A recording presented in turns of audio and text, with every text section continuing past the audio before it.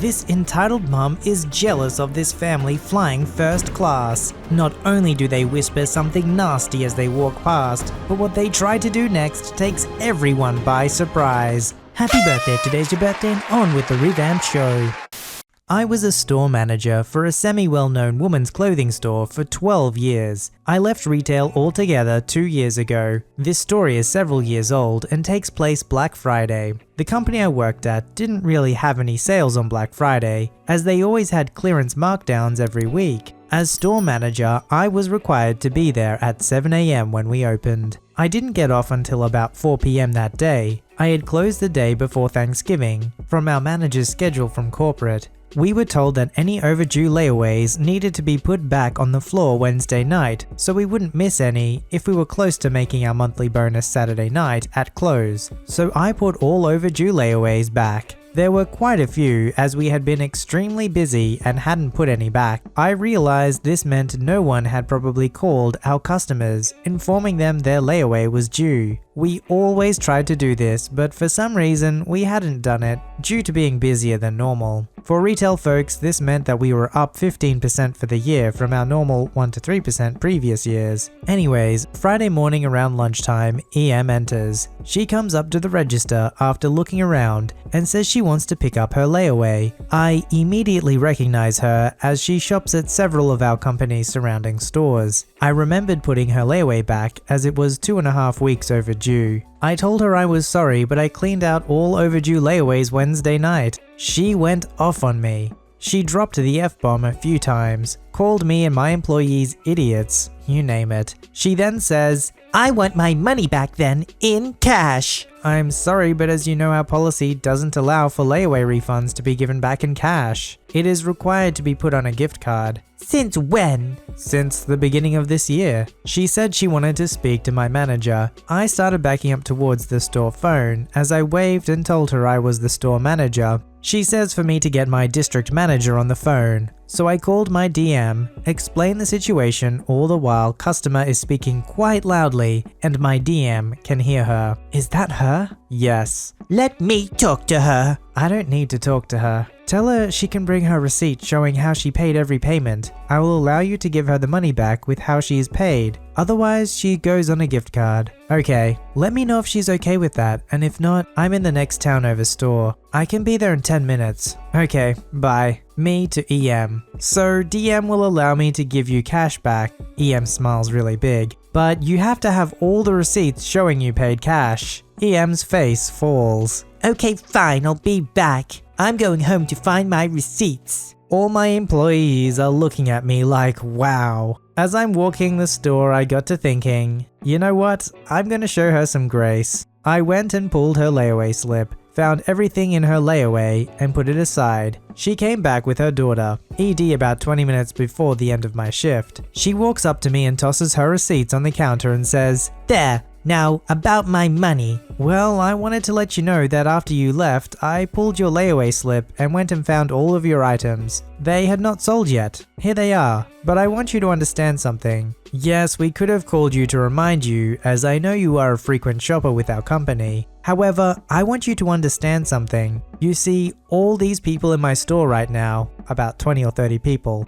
well, my entire year has been busier than normal for me and my staff. We've been doing the best we can. This is only going to get worse the closer to Christmas. I want you to know that I did not appreciate being spoken to like I wasn't worth anything. I am a human being and I have feelings. If you cannot respect me and my employees and the job we are trying to do, you can leave and not come back to my store. Same goes for your daughter. She's been rolling her eyes at me and huffing the whole time I spoke. I will not tolerate blatant disrespect for my customers when we are following our policy and doing our jobs. I did not have to go and pull your layaway items for you, but I did because I wanted you to have your items. But if you don't want them, my assistant will take them right now and put them back on the floor. Y'all, she was floored that I would say that to her. She was quiet for a moment and spoke with her daughter on what they wanted to keep or not. She turns back to me and says, "I'm sorry for how I acted. You are right. I behaved badly, and for that, I apologize. I'll take everything in the layaway and we can just use the refund towards the final total. I want you to know though that it will be a while before I can come back in here though. I told her I understood and that I hope we can have a good employee-customer relationship next time we meet.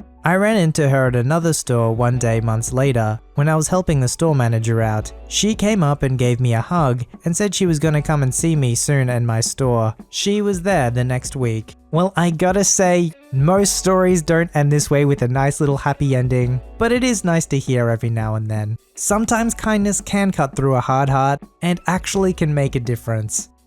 So my family and myself were flying back from a ski trip. This is important. Now the day we left the mountain, it shut down due to the virus. Now we considered ourselves lucky. However, there were people just arriving that day who had to cancel their skiing plans. So we are just boarding the flight and normally they have a separate ramp for first class and economy. This is important because it's how we meet EP. So we board the plane first and take our seats. Now keep in mind that this is a 5 to 6 hour flight, so the first class or cabin has 20 or so seats. So after our zone boards, the next one boards, and so on, until the entitled family comes. They consist of a mother and her 2 kids that looked around 13 and 15 respectively. As they passed, they whispered, "Spoil," under their breath. I didn't think much of it until we were in the air. 1 hour passes and I'm reading/watching a movie, and I see the 15-year-old EK walk into the cabin. She stares and looks around for a few minutes and then goes back.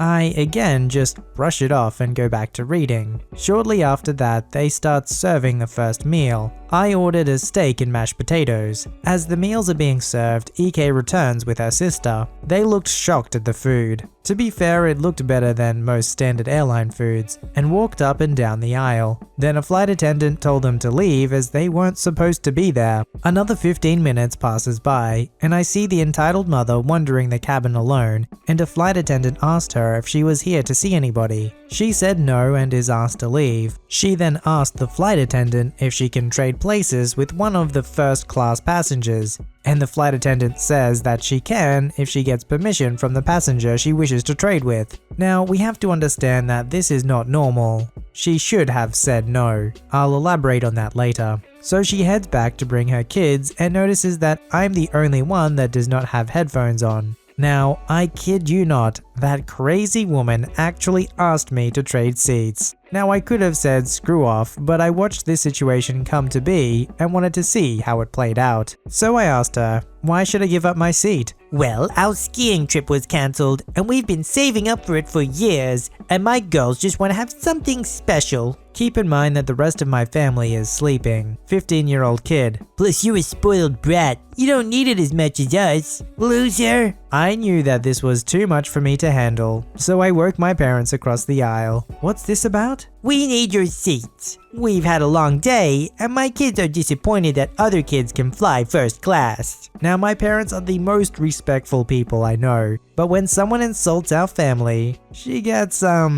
ticked off. We're not giving our seats to your poor butts. I know that was harsh and mean, but everyone was upset, and the virus made everyone nervous and tense. Not an excuse, but just telling it as it happened. At this point, most people are telling them to get out, and the 15-year-old says, "This B deserves to be a coach." That was the last straw for my mum. She got the flight attendant and they firmly asked them to get out. The entitled mother says, "The other flight attendant said it was okay." She then goes on saying about how she needs this seat and how her kids will never get to go on vacation again because they wasted their money on this one. She is then escorted out by flight crew. 3 hours later, her kids came back at the end to apologize, but ended up saying how we were stuck up. I responded by ordering an ice cream and calling them beggars. Now, I've never personally flown first class, but I don't really see what the point of being envious is. To pay for it, they've either sacrificed on something else, they've worked harder, or they've done something to produce more value than what the entitled parent in this situation has. Obviously, there are exceptions to the rules, and there are people in first class who don't deserve to be there.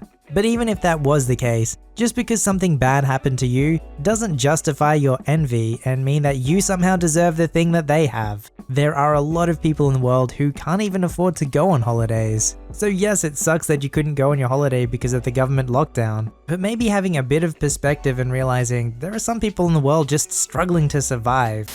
So for some background, the car wasn't mine, it was my brother-in-law's. He is suing her for about 60 grand for the damages. I don't know the exact car model, but it's a muscle car and it's manual. The characters are me, BIL, brother-in-law, sis, Karen, mum, P1 and 2. So it all started when I decided I wanted to start learning stick. Since my brother-in-law is the only person I know with a manual car, I had him come over and teach me. When the car starts up, it does make a rather loud rev. We made sure to do it in the afternoon as to not wake people up and try to be considerate. Anyways, it was about the 3rd or 4th day of him teaching me when she first appeared. Nice car. Bit too loud for my taste, but it's still nice. Oh, thanks. Mind trying to keep it down a bit? My baby doesn't really seem to like it that much. Yeah, sure. We've been driving in the day so it doesn't wake people up. I didn't know anyone around here had a baby, so I'm sorry about that. It's not a problem. Just be quieter, okay? With that condescending tone and smile on her face, she walked off, which kinda made me mad because I just thought it was a friendly chat. It wouldn't be the first time people have talked to me about Bill's car, thinking it's mine.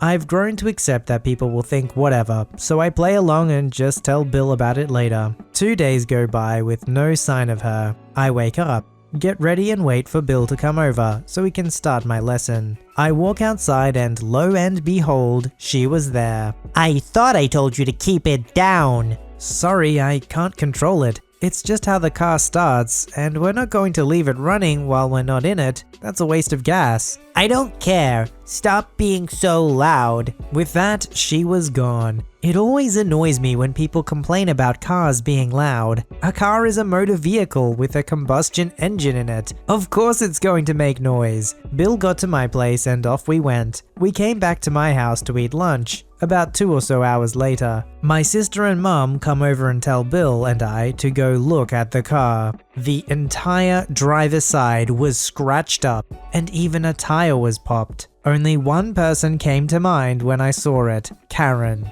We, meaning me and Bill, walked down to her house, which was only a few houses down, and knocked on her door. All we hear come from the other side is, "I'm not apologizing." So this led Bill to say, "Then you better have a good case in court, you be. That's gonna cost a lot more to fix and I'm suing you for every frickin' cent." Maybe keep it down then, you hick. Maybe don't go keying cars and popping tires and you won't get sued, you bimbo. This went on for about 20 minutes. We head back, call the police, and get everything ready for what was about to come. As soon as they got there, we started to explain what had happened, how I was learning stick, how the car was, showed them the damages, told them what the Karen said, etc. We were making sure our side was accurate, so we made sure our timeline was correct. After a while, we walked around with the police to her house, and it went down as well as you expect. "Excuse me, ma'am, can you come out here for a minute? This is the police, wanting to speak to you about the car." I'm not apologizing. I told them to keep it down and they didn't. They deserve it. "Ma'am, what you did was against the law, and they're pressing charges. You have 5 minutes to get out here or we'll get a warrant for your arrest and come back." Nice try, but I'm not stupid. I know my rights, and you're not allowed to enter my home without my consent or a search warrant. That's only partially true. We can't search your home without a warrant. However, if we have a warrant for your arrest, we can legally enter your home and place you into custody. She was stubborn. Again, they went back and forth for a bit. After the allotted time set, we went back to my house. The cops left to get a warrant, and we waited. Currently, the lawsuit is in order, and the trial is in a few days. She is in police custody. I have never found it easier to drive a stick shift, knowing I won't have to deal with her condescending ways and tones. It's almost like she was so proud of what she had done. She's like, "I'm not apologizing." Okay, so you admit that you damaged their property. You just don't think you should take any responsibility for it? My assumption is that she would just lie about it, like, "I don't know what you're talking about," and just kind of play it off. But she's like, no, it was me. I just don't care. You deserved it. And if you're worried about your baby waking up, well, I'm pretty sure police sirens coming to arrest you are going to do that.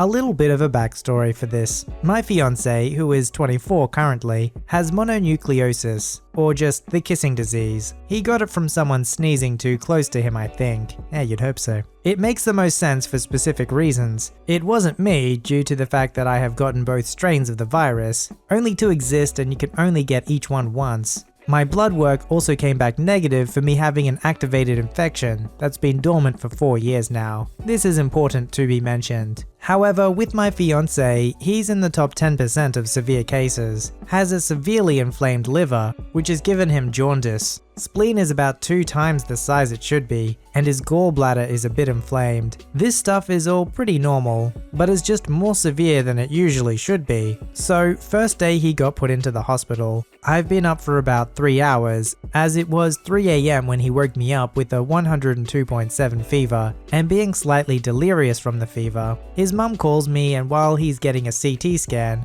I explain to her his test results and that he's positive for mono. I explain to her what it is, and she automatically assumes it's my fault. I explain to her with basic science that this had nothing to do with me. She threatens me, saying if anything bad happens to him, me and her are gonna have serious issues because it's your fault he's in the hospital. This happened to set off my severe PTSD, and I ended up in the hospital too, due to a severe panic attack and complex migraine caused by what she was saying to me. Due to the virus, however, in the hospital, you're only able to have 1 visitor a day if you've been admitted and such. My fiance asked and basically pleaded for me to be there the next day at the hospital because he has a tremendous fear of the hospital and his anxiety was elevated severely. I help him a lot in dealing with anxiety, as I'm like his comfort human to him, which always makes me laugh whenever he says that. His mum, however, does the opposite. She gets angry at the nurses for not doing enough, even though they're doing the best they can, and this shoots his anxiety up to high heaven. He explained to her that he wanted me there instead,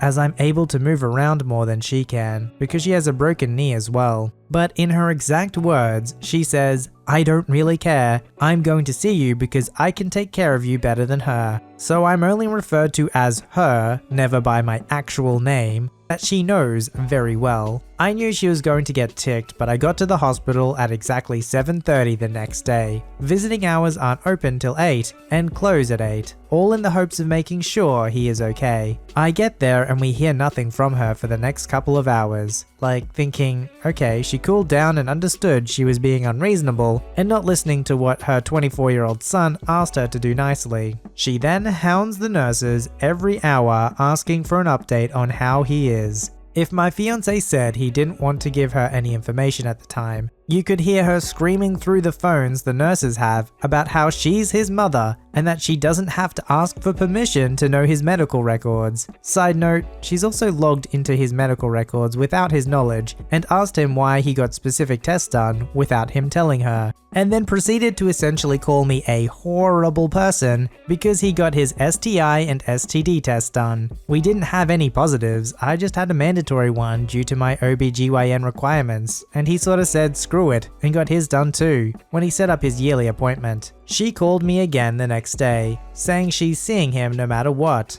I just explain it's her son's decision, not hers again. He wants who he wants in his room, not her. I mute myself and ask him if he wants to see her. He just sighs and complies, but he wants me there the day after, not her. So the day passes. No big deal. As I'm about to head to bed since I have to wake up early, I get a message from her stating that she gives me permission to see him for only this one day. Like, cool, don't exactly need your permission, just need to know if he wants me there or not. I call him to make sure and all is good. Now brings us to yesterday. I get a call from his mum, who says the same thing again, saying she's seeing him no matter what. My fiance, however, begged me to be there today because he hates it there. I've been giving him some sense of peace and home. I just explained to her again that her son wanted me there tomorrow, not her. This is, and I quote from him, "She just sits there and watches the TV, doesn't help me or anything, and I can barely sleep because she talks so loudly on the phone. I just want you there with me. You at least help me out and support me." She called him crying how I was being super mean to her, and that I'm ungrateful and I'm the reason he's in the hospital. I'm legit at a loss for words from this woman. She's brought up my anxiety to a place I've never managed to avoid for quite some time. Nobody likes going to the hospital, it's not a fun place to be. And the one comfort you can have is having somebody close to you that cares about you there. Yes, the mother seems really keen to be there for the son, but it doesn't sound like in the way that actually serves him the best. probably in the way that serves her the best. If she really loved her son, the best thing for him would be what makes him feel best, which would be to have his fiancée there. A good mum would know this. Submit your story to be read on the channel at voiceyherestories@gmail.com and join our Voicey veteran community at r/VoiceyHere. Don't forget to like, subscribe, and hit that bell to never miss an episode. Alright, Voicey veterans, I'll see you in the next one.